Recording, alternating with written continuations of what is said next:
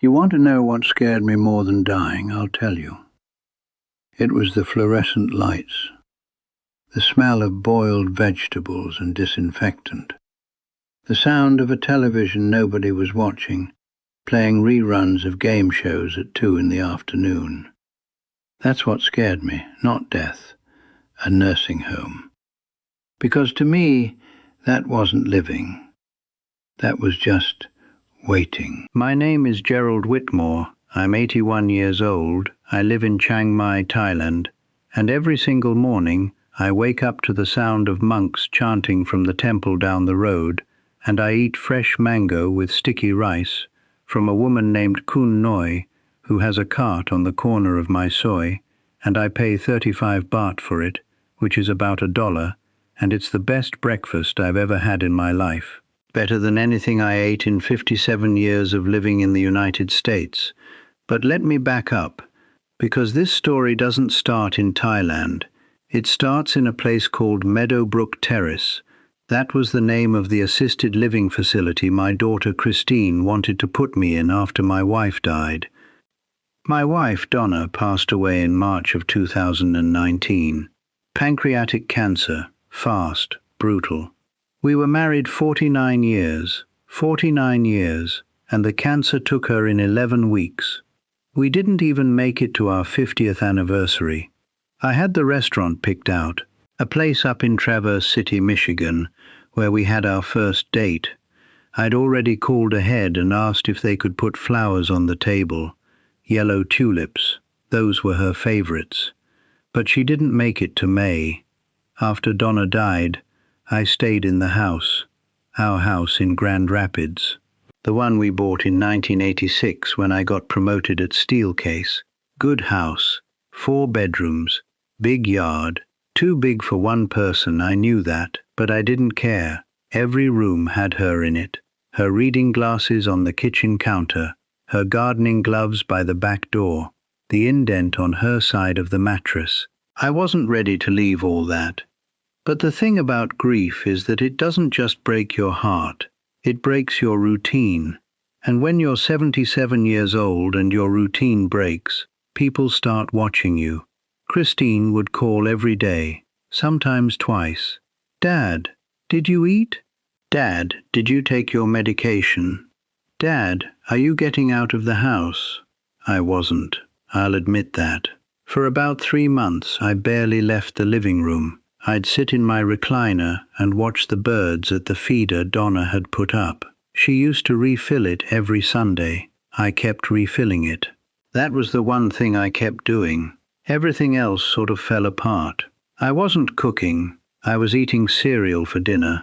Sometimes I'd forget to shower for 2-3 days. Not because I was incapable, because I just didn't see the point. And that's when Christine started talking about Meadowbrook Terrace. She drove me there on a Tuesday. I remember because it was garbage day, and I watched all the bins lined up on the street as we pulled out of the neighborhood, and I thought, I used to take the garbage out every Tuesday for 33 years, and now I can't even do that right, because half the time I forget what day it is. Meadowbrook Terrace looked exactly like you'd expect. Nice enough on the outside. Brick building, landscaped entrance, a fountain that wasn't working. Inside, it smelled like what I said, disinfectant and boiled vegetables. There was a woman at the front desk who smiled too much. A man in a wheelchair in the hallway who looked at me like he recognized me, but I'd never seen him before in my life. They gave us the tour. The rooms were small, smaller than our guest bathroom at home. There was a twin bed with a thin mattress and a dresser and a window that looked out onto the parking lot. The dining room had round tables with plastic tablecloths. The activity room had a puzzle laid out that nobody was working on, and a bookshelf with large print Reader's Digest condensed books from the 1990s. And the cost, I'll never forget the cost, $4,200 a month for a basic room. If I needed additional care, help bathing, help with medications, anything beyond the basics, it went up, $5,000, 6,000. Some of the memory care units were running 8,000–9,000 a month. Christine was nodding along like this all made sense. "It's nice, Dad," she kept saying. "You'd have people around. You wouldn't be alone." I looked at the man in the wheelchair again as we were leaving. He was still in the same spot, hadn't moved, and I thought, that's not having people around, that's being stored. I didn't say yes, I didn't say no, I just said I'd think about it. And then I went home and sat in my recliner and watched the birds, and I thought about Donna. I thought about what she would say, and I knew exactly what she would say, because she said it to me once, years ago, when we were visiting her mother in a care home in Kalamazoo. She said, "Gerald, promise me. Whatever happens, don't let them put us in one of those places." I promised. But now she was gone, and the promise was just for me. And keeping a promise to yourself when you're 77 and alone, and your daughter is worried about you, that's harder than it sounds. Here's where the story takes a turn you probably didn't expect. Because the person who changed my life wasn't a doctor or a financial advisor or a therapist. It was a guy named Walt Kessler. Walt was my neighbor, lived 3 houses down, retired engineer from General Motors, widower like me, except his wife had died 4 years earlier. I didn't know Walt well. We'd wave at each other when we were getting the mail, talked about the Lions once or twice. He came to Donna's funeral and shook my hand and said, "I'm sorry, Gerald." I know. About 4 months after Donna passed, I noticed Walt's house was dark, no lights, no car in the driveway. I figured maybe he'd gone to visit his son in Colorado, but then a week went by, 2 weeks, a month, and the house stayed dark, but nobody put a for sale sign up. One day I was at the hardware store, one of my first real outings, and I ran into Peggy Armbruster, who lived on the other side of Walt. I asked her if she knew what happened to him. "Oh, you didn't hear," she said. "Walt moved to Thailand." I thought I'd misheard her. Thailand? Thailand. He's been talking about it for a year. He sold most of his stuff, rented out his house, and moved to some city over there. Chiang something. Says it's the best thing he ever did. I went home and I looked it up. Chiang Mai. I'd heard of Bangkok, sure. Everybody's heard of Bangkok. But Chiang Mai, I had to find it on a map. It was up in the north, in the mountains. I read a few articles. Expat retirees, low cost of living, warm weather, temples everywhere. I thought it was interesting. That's all, just interesting. I wasn't seriously considering it. I was 77 years old. I'd never had a passport. The furthest I'd been from Michigan was a fishing trip to Canada in 1998 and a family vacation to Myrtle Beach. But then something happened that pushed me. Christine brought over the paperwork for Meadowbrook Terrace. She'd already started the application. She'd listed me for a room that would be available in October. She'd talked to my insurance. She'd talked to someone about selling the house. She'd done all of this without asking me. Now, I love my daughter. Christine is a good person. She was worried. She has her own family, 2 teenagers, a husband who travels for work, a job at the school district. She didn't have time to check on me every day, and the guilt was eating her up. I understood that. But when I saw those papers on my kitchen table with my name already filled in, something happened inside me. It wasn't anger exactly. It was more like clarity, like the fog I'd been sitting in for months, suddenly lifted, and I could see what was happening. I was being processed, not out of cruelty. It's out of love and exhaustion and the American system that says when you're old and alone, there's only one place for you. And I thought about Donna's words, and I thought about Walt Kessler in Chiang Mai. That night, I did something I hadn't done in months. I sat down at the computer, the old Dell desktop in the spare room, and I started researching, really researching, not just skimming articles. I read forums, I read blogs, I watched YouTube videos. I found communities of retirees who had moved to Thailand, to the Philippines, to Ecuador, to Portugal. Men and women my age, some older, who had looked at their options and said, no, not that, something else. The numbers were what got me first.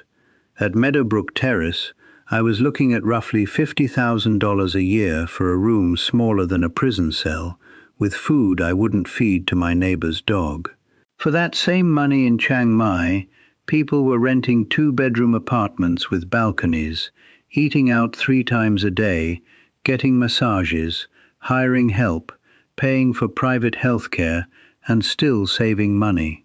Some people were living comfortably on $1,500 a month. $1,500. That was less than my Social Security check. I wrote down the numbers. I'm an accountant by trade, worked at Steelcase in their finance department for 31 years, and numbers are how I make sense of the world. Here's what I found. Rent for a nice 1-bedroom apartment in Chiang Mai, 8,000 to 15,000 baht a month. That's roughly $220 to $420. A meal at a local restaurant, 40 to 80 baht, $1 to $2 and change. Private health insurance for someone my age, roughly 60 to 90,000 baht a year, depending on coverage. That's about $1,700 to $2,500 annually. A visit to a private hospital, a good one, not some back alley clinic, for a checkup, 500 to 1,000 baht, $14 to $28. I compared those numbers to what I was facing at home. My health insurance premiums, my property taxes on the house, my heating bill in winter. Michigan winters are no joke when you're keeping a 4-bedroom house warm for one person.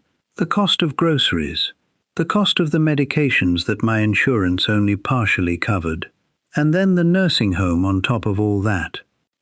It didn't make sense. The math didn't make sense.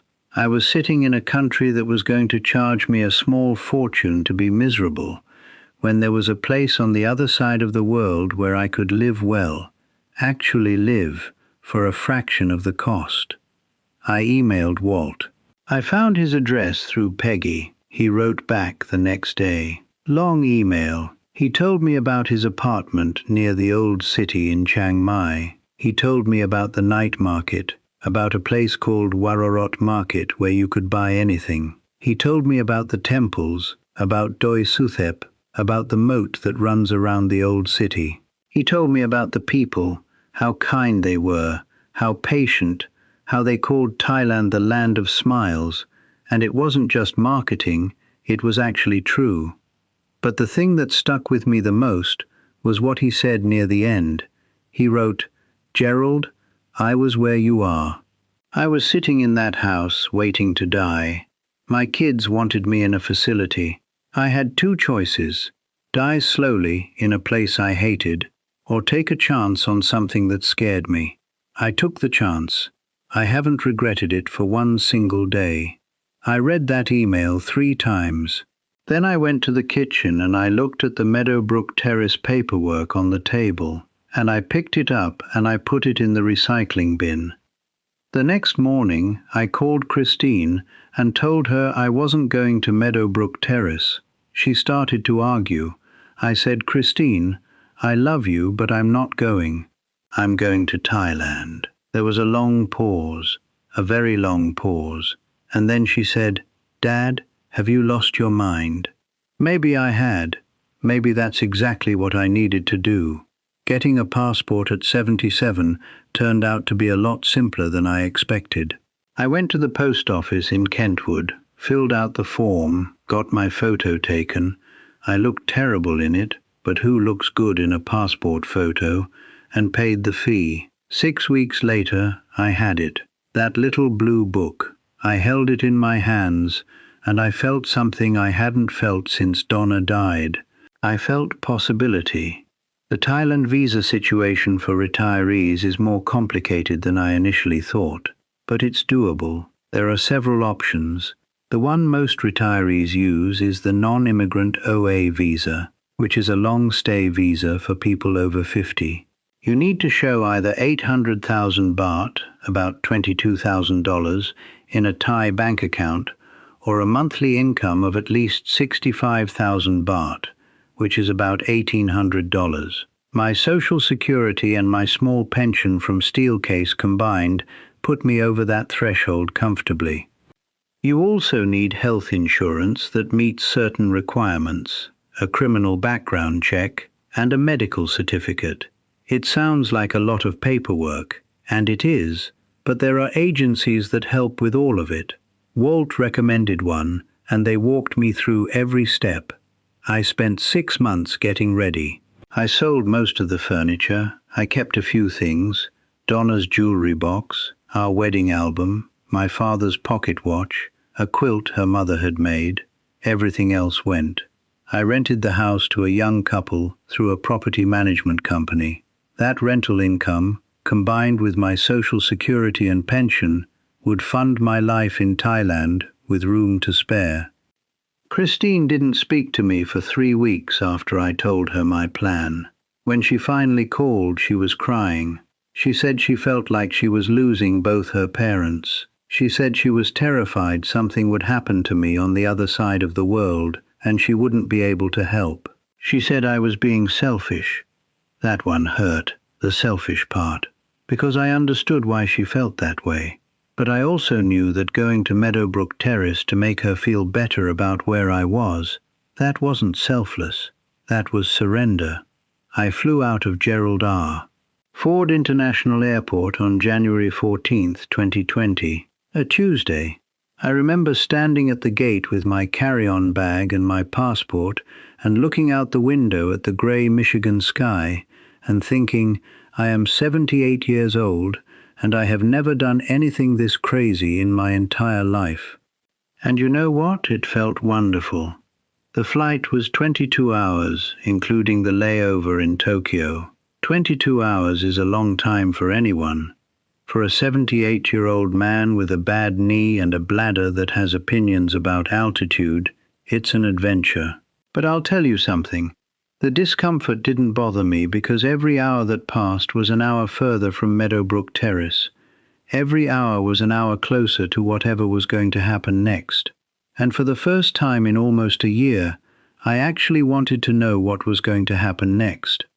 I landed in Chiang Mai at night. The airport is small compared to what you'd expect. Walking out of the terminal, the heat hit me first. It was January, which is supposedly the cool season in northern Thailand, and it was still 25 degrees Celsius, about 77 Fahrenheit. Coming from Michigan, where I'd left behind single-digit temperatures and grey ice on the roads, it felt like stepping into a warm bath. The air smelled different. There was jasmine in it, and exhaust fumes and something cooking, grilled meat maybe, and it all mixed together into this unfamiliar, intoxicating thing. I stood on the curb outside Arrivals with my suitcase and I just breathed. Walt picked me up. He pulled up in a red Songthao. That's like a covered pickup truck with benches in the back that works as a shared taxi. He was driving one he'd apparently borrowed from a friend. He looked 10 years younger than when I'd last seen him in Grand Rapids. Tan, thinner. He was wearing a Hawaiian shirt, which I would later learn was basically his uniform, and sandals. In Michigan, Walt wore those insulated Merrell boots from October through April. Here he was in sandals, and he was laughing. "Gerald," he said, "welcome to the rest of your life." I wanted to roll my eyes, but I couldn't, because something about the way he said it, he meant it. He genuinely meant it. Walt had arranged a serviced apartment for me for the first month. It was in the Niman area, which is one of the trendier neighborhoods in Chiang Mai. Lots of coffee shops, boutiques, art galleries. It's where a lot of the younger expats and digital nomads hang out, which meant I was about 40 years older than most people on the street.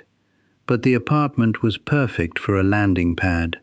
Furnished, air conditioning, a little kitchen, a balcony that looked out over a quiet street lined with tamarind trees. The rent was 12,000 baht a month, about $330. The same money wouldn't have gotten me a parking space in Grand Rapids. That first night, I sat on the balcony and I called Christine. It was morning in Michigan. She picked up on the first ring. "I'm here," I said. "Are you okay?"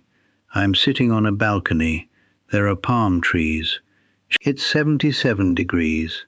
"Dad." "I'm okay, Christine. I'm really okay." She didn't believe me. I could hear it in her voice. But she didn't argue. She just said, "Call me tomorrow." And I did. I called her every day for the first 2 months. Eventually it became every other day, then twice a week. Not because I cared less, because I had things to do. And that's the part that surprised me most about moving to Thailand. Not the cheap food, not the temples, not the weather. It was the fact that I suddenly had things to do. In Grand Rapids, after Donna died, my days had no structure. I woke up, I sat in the recliner, I watched television, I ate cereal, I went to bed. That was it. The days were empty containers and I just sat inside them, waiting for them to end.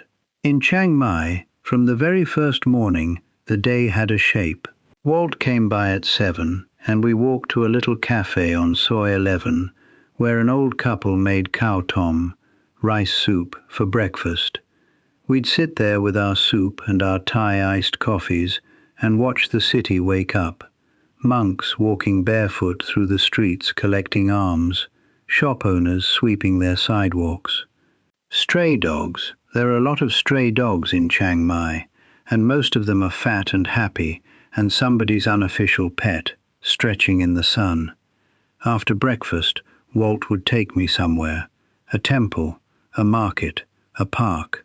The first week was basically orientation. He showed me how to use the song thaus. You just flag one down, tell the driver where you're going, and negotiate a price, usually 20 to 40 baht, which is less than $1. He showed me how to use the Grab taxi app, which is like Uber. He showed me where to buy a Thai SIM card. He showed me which 7-Elevens had the best selection of ready-made meals, and there is a 7-Eleven on literally every corner in Thailand. I'm not exaggerating. Sometimes there are 2 within sight of each other. He took me to the Sunday walking street market on Ratchadamnoan Road. I've never seen anything like it. The entire street closes to traffic and fills with vendors selling everything. Handmade silver jewelry, wood carvings, silk scarves, paintings, clothing, food, so much food, grilled sausages, mango sticky rice, pad thai cooked in a wok right in front of you, coconut ice cream served in the shell. I ate until I couldn't eat any more and I'd spent less than $5. He took me to Wat Phra Singh, one of the most important temples in the city. It was built in the 1300s. The gold on the chedi, the big pointed structure, catches the afternoon light and it just burns. I'm not a religious man, never have been. But standing in that temple courtyard with incense in the air and the sound of bells and looking at something that human beings built 700 years ago, I felt something. I felt small in a good way. Small in a way that reminded me the world was very big and very old, and my problems were temporary. By the end of the first month, I had a routine. And here's the thing about routines.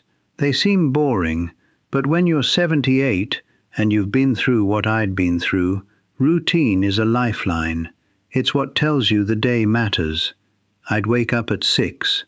The monks chanting from Wat Chedi Luang down the road served as my alarm clock, more reliable than any device I've ever owned. I'd do my stretches. A physical therapist at one of the private hospitals had given me a set of exercises for my knee and my lower back, and for the first time in years, I was actually doing them because the warm weather made everything hurt less. Cold is the enemy of old joints. I cannot overstate this. If you're over 65 and you're living somewhere with harsh winters, your body is fighting a battle every single day that it doesn't have to fight. After stretches, I'd walk to Khun Noi's cart for mango sticky rice. She's a tiny woman, maybe 5 foot nothing, probably in her 60s, and she has the best mango sticky rice in the Niman area. I know that's a bold claim in a city full of mango sticky rice, but I stand by it. She started recognizing me after the 3rd day. By the end of the 1st week, she'd have my order ready when she saw me coming. She called me Lung, which means uncle in Thai. I called her Khun Noi, which is the polite way to address someone. We communicated mostly through smiles and pointing, but it was the warmest human interaction I'd had in months. Then I'd walk. I walked miles every day. Back home I drove everywhere. You have to in Grand Rapids. There's no real public transit and everything is spread out. In Chiang Mai, I walked. I walked along the moat that surrounds the old city. I walked through the back streets where the old teak houses are. I walked through the university campus, which has these enormous rain trees that form a canopy over the paths. The walking changed my body. I lost 15 pounds in the first 3 months without trying. My knee got better, not worse. My doctor back in Michigan would have told me to rest more. In Chiang Mai, I was moving more than I had in a decade, and everything improved. After my walk, I'd usually end up at a coffee shop. There are hundreds of them in Chiang Mai, and many of them are genuinely excellent. I became a regular at a place on Nimenhamen Road called Ristri 82. They take their coffee very seriously. I'd sit there with an Americano, 55 baht, about $1.50, and I'd read. I started reading again in Thailand. I hadn't read a book in over a year. In Michigan, I couldn't concentrate. My mind would wander to Donna, to the empty house, to the feeling that nothing mattered. In Chiang Mai, my mind quieted down. I don't know if it was the change of scenery, or the heat, or the fact that I was sleeping better, but the noise in my head went down and the books came back. Lunch was usually at one of the local places near my apartment. There was a woman named Khun Pim who ran a tiny restaurant, 4 tables, all plastic, on a side street off Niman. She made the best khao soi I've ever tasted. Khao soi is the signature dish of northern Thailand. It's a coconut curry noodle soup with crispy fried noodles on top and pickled mustard greens on the side. It costs 50 baht, $1.40, and it's the kind of food that makes you close your eyes when you eat it, because it's that good. Afternoons, I'd usually nap. No shame in that at 78. Then I'd do something, visit a temple, go to a market, meet up with Walt and some of the other expats. Walt had a group, a loose collection of retirees who met at a pub called the UN Irish Pub on Loy Crow Road most evenings. There was a retired teacher from Oregon named Doug, a former electrician from Brisbane named Clive, a Canadian woman named Marlene who'd moved to Chiang Mai after her divorce at 62 and never looked back. An Englishman called Trevor who'd been in Thailand for 12 years and spoke passable Thai and was always offering unsolicited advice about everything. A retired nurse from Germany named Brigitte who kept us all honest about our health. These people became my community, not in the abstract, greeting card sense of the word, in the real, everyday sense. Doug and I played chess 3 times a week at his apartment. Clive and I went to the Chiang Mai Hash House Harriers, a walking and running group, on Saturdays, though I did more walking than running. Marlene taught me how to order food in Thai beyond just pointing and smiling. Trevor got me lost in the countryside on his motorbike twice, which sounds terrible, but actually led to some of the best days I've had here. And none of us were in a nursing home.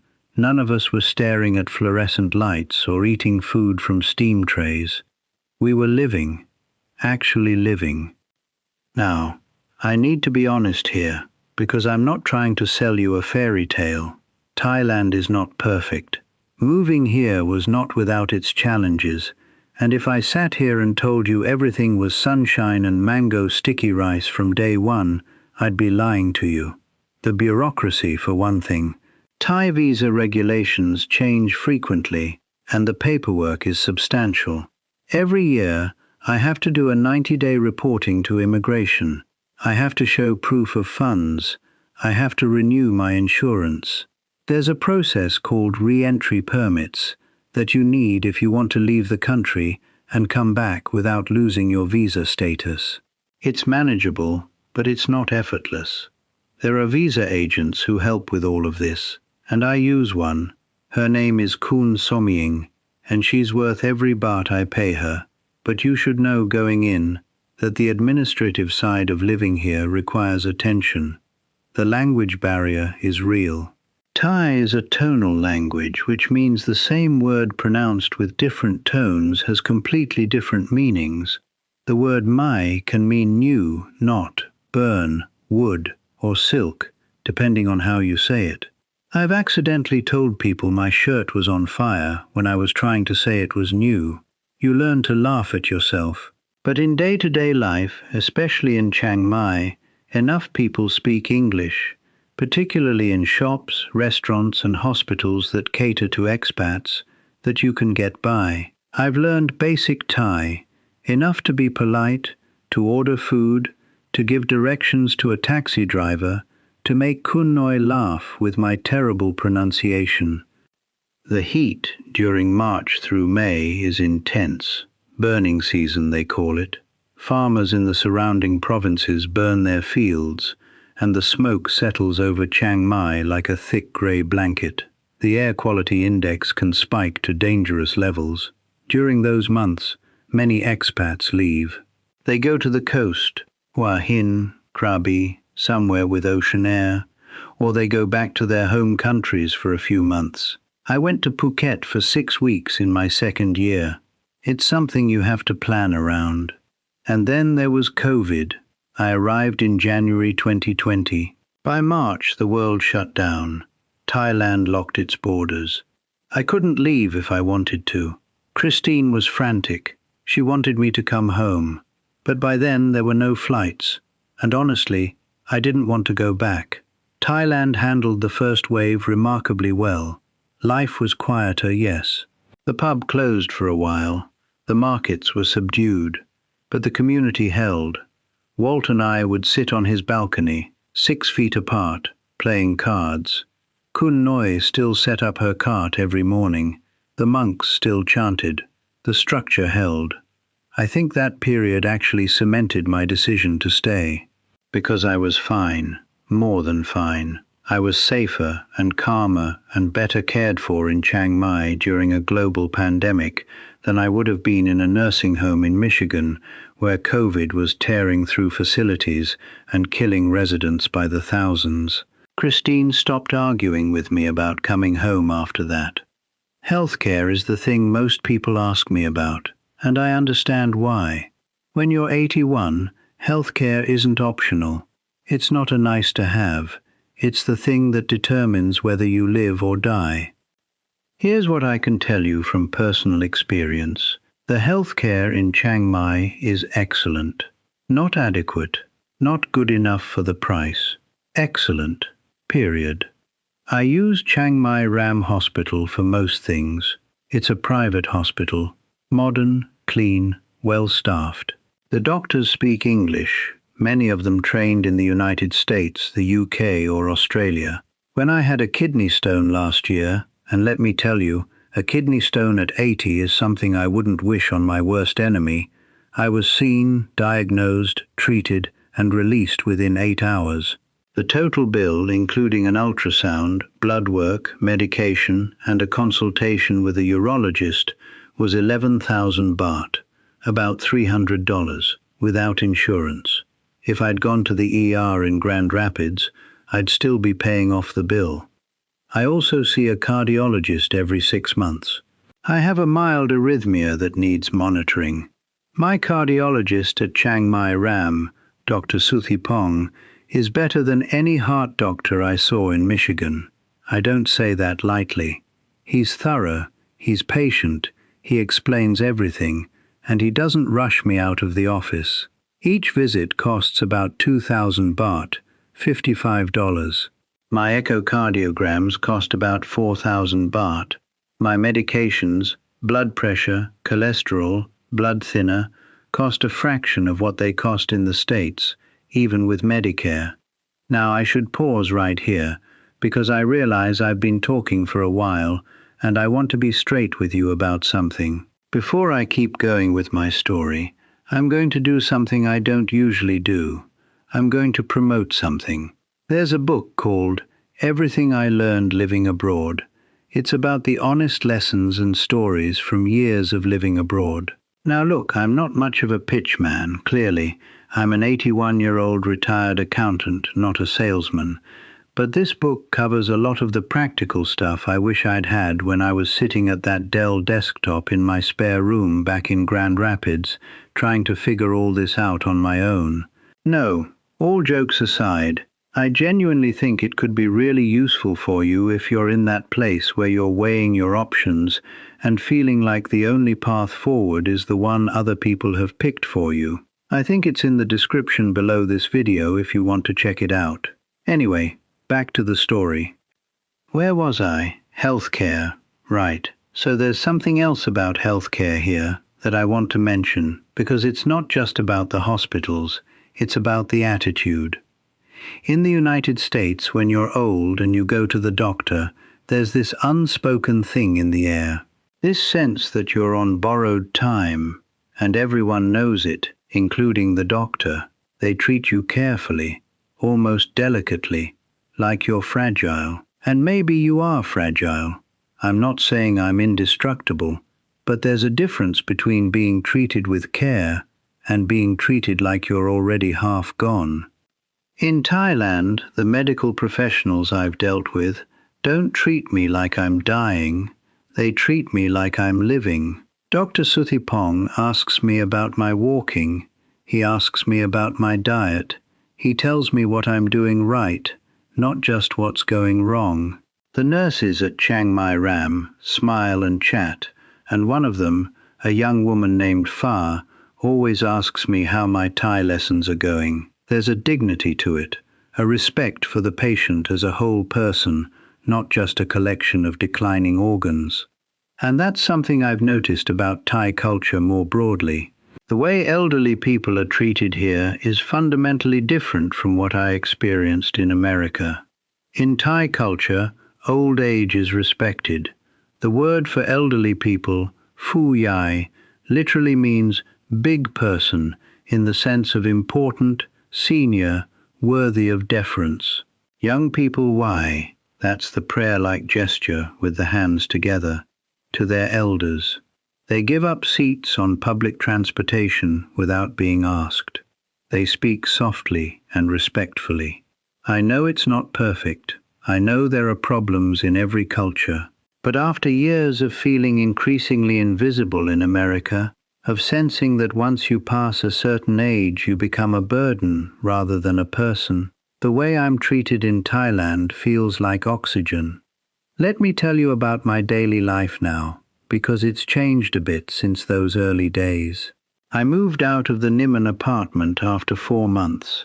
Walt helped me find a place in Santitham, which is a quieter neighborhood just north of the old city. It's where a lot of long-term expats live. Less trendy than Niman, more residential, and significantly cheaper. My apartment is on the second floor of a small building run by a Thai family. 2 bedrooms, a living room, a kitchen, a balcony with a view of a wat, a temple, across the street. The rent is 9,000 baht a month. That's about $250. The family who owns the building, the Thawisak family, treats me like a relative.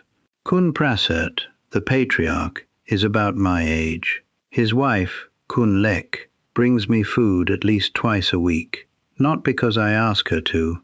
I've told her she doesn't have to, many times. But because that's what she does. She's a phenomenal cook. Her green curry is so good it makes me forget I ever ate in a restaurant. Their granddaughter, a teenager named Nong Ploy, practices her English with me. She comes by on weekday afternoons after school, and we sit on the balcony, and she tells me about her classes and her friends and the K-pop group she likes, and I listen and correct her grammar when she asks me to.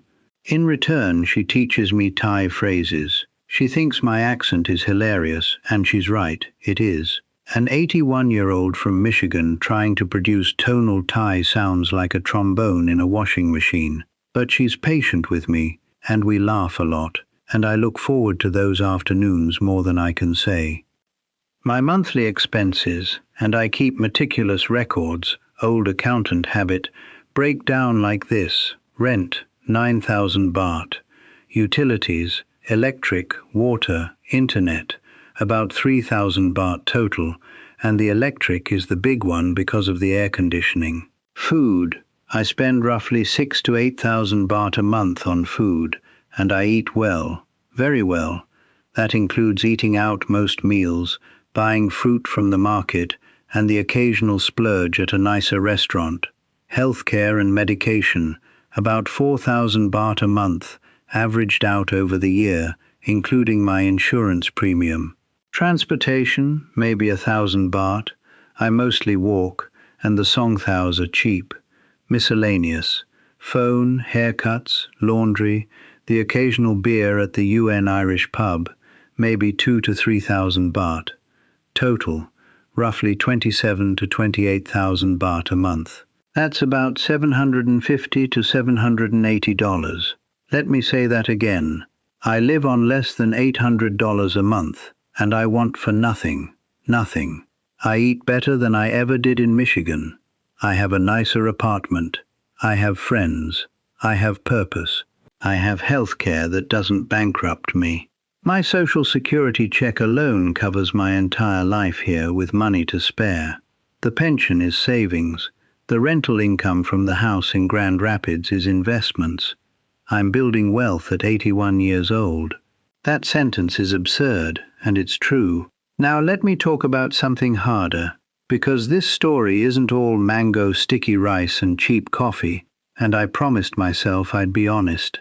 Missing Christine, missing my grandkids, Ethan and Sophie. That's the price. That's the real cost of this life, and no amount of cheap rent or good health care offsets it entirely. There are days, birthdays, holidays, regular Tuesdays for no reason at all, when I feel the distance like a physical weight on my chest.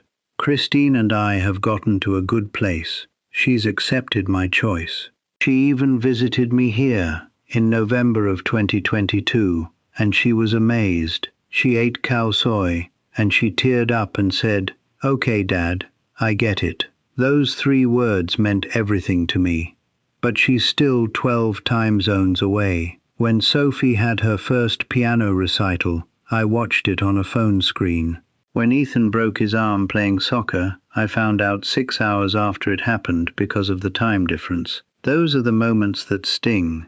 Video calls help. Technology has made distance manageable in a way that wouldn't have been possible even 20 years ago. I FaceTime Christine twice a week. I send Sophie voice messages. I'm teaching Ethan chess over a video call, and he's getting good. Better than he should be at 13, honestly. But a screen is not the same as being in the room. I know that. I carry that. There's also the question of what happens when things go really wrong. I'm 81. I'm healthy now, but I'm realistic. What happens if I have a stroke? What happens if I develop dementia? What happens if I fall and can't get up and nobody finds me for hours? These are fair questions. I think about them. Here's how I've prepared as best I can. First, my community. For years, Walt and I had a system. I'd text him a thumbs up every morning by 7:30. If he didn't get it, he'd come over. After Walt passed, and I'll get to that in a moment, Doug took over that role without anyone asking him to. He just started texting me every morning, and I text back. That's not a formal arrangement. That's friendship. Doug, Clive, Marlene, Trevor, Brigitte, we all look out for each other. When Clive had a bad fall last year and fractured his hip, it was Trevor who found him and called the ambulance and rode with him to the hospital and called his daughter in Brisbane. That's what community does. A nursing home has staff on a schedule. I have friends who give a damn. Second, I've arranged power of attorney with a lawyer here in Chiang Mai, a Thai attorney named Kun Anarak who specializes in expat affairs. Christine is named in my American will, and I've coordinated the Thai legal documents with my estate planning back home. It's not simple. Dual country legal arrangements never are, but it's done. Third, there are long-term care options here in Thailand that are emerging specifically for aging expats, not nursing homes in the American sense, more like supported living communities with on-site medical staff. They exist in Chiang Mai, and some are quite good. If the day comes when I can't live independently, there are options that don't involve fluorescent lights and boiled vegetables and $50,000 a year. And fourth, and this is the one that matters most to me, I've made peace with the fact that I might die here. In Thailand, far from Michigan, far from the house where Donna and I raised our family. And I'm okay with that, because the alternative, dying in Meadowbrook Terrace, staring at a parking lot, that's not better just because it's closer to where I was born. Donna used to say something that I think about almost every day. She'd say, "Gerald, the worst thing you can do with the time you have left is spend it being afraid of using it." She was braver than me, always. She was the one who wanted to travel. She was the one who wanted to try new things. I was the cautious one, the accountant, the man who ran the numbers first and made the decision second. Well, I ran the numbers on this one, and the numbers said Thailand. But it was Donna's voice in my head that made me actually go. I want to talk about Walt for a minute, because his story has a turn that I haven't mentioned yet. Walt passed away in September of 2023, heart attack. Quick, they said. He was at home, in his apartment in the old city. Clive found him. He was sitting in his favorite chair with a book open on his lap. Trevor said he looked peaceful, though I don't know if that's true, or if that's just what people say. Walt was 84. He'd been in Thailand for 5 years. 5 years that he would not have had, not like this, not with this quality, if he'd stayed in Grand Rapids. His son flew over for the memorial. We had a small gathering at a temple, Wat Umong, which was Walt's favorite, set back in the woods with tunnels underneath that monks used to use for meditation. We released paper lanterns. It was quiet and beautiful, and it hurt like hell. I think about Walt every day, not with sadness exactly, with gratitude. Because if Walt Kessler hadn't moved to Thailand, and if Peggy Armbruster hadn't mentioned it to me at the hardware store, I'd be in Meadowbrook Terrace right now. Or worse, I might not be anywhere at all. People ask me if I'd recommend this to everyone. No, I wouldn't. This isn't for everyone. If you have strong family ties that anchor you, if you love where you live, if you're healthy and happy and engaged with your life, stay. Don't fix what isn't broken. But if you're sitting in a house that echoes, if your kids are talking about assisted living, if you're staring at a brochure with pictures of smiling elderly people in a dining room, and you can feel in your gut that something about it is wrong, if the numbers don't make sense to you, and they don't make sense, they genuinely don't, when you compare what they charge for a mediocre existence in America versus what you can have for a fraction of that cost in a place like Thailand, then I'm telling you, there's another option. It takes courage, it takes planning, it takes accepting that your family might be angry for a while, and that you'll miss things you can never get back. It takes being humble enough to learn new ways, and flexible enough to live differently than you ever imagined. But I'm 81. I eat mango sticky rice every morning from a woman who calls me uncle. I play chess with a retired teacher from Oregon. I watch the sunset from my balcony while a temple bell rings across the street. I walk 2 miles every day in warm air that doesn't hurt my knees. I see a cardiologist who knows my name and my grandchildren's names. I live on less than $800 a month, and I want for nothing. Whatever you do, don't let them put you in a nursing home. Not without at least considering that there might be something else out there. Something that looks nothing like what you imagined, but feels exactly like what you need. The monks are chanting, Hunnoi is setting up her cart. The sun is coming up over Doi Suthep, and the light is catching the temple roofs and turning them gold. I'm Gerald Whitmore. I'm 81 years old, and I've never been more alive. One more thing before I go. I mentioned a book earlier, Everything I Learned Living Abroad. If any of what I've said today resonated with you, if you're in that place where you're starting to think maybe there's a different path, I'd really suggest giving it a look. It's down in the description. It won't make the decision for you, but it might make the deciding a little less lonely. Take care of yourselves, and for God's sake, go outside today.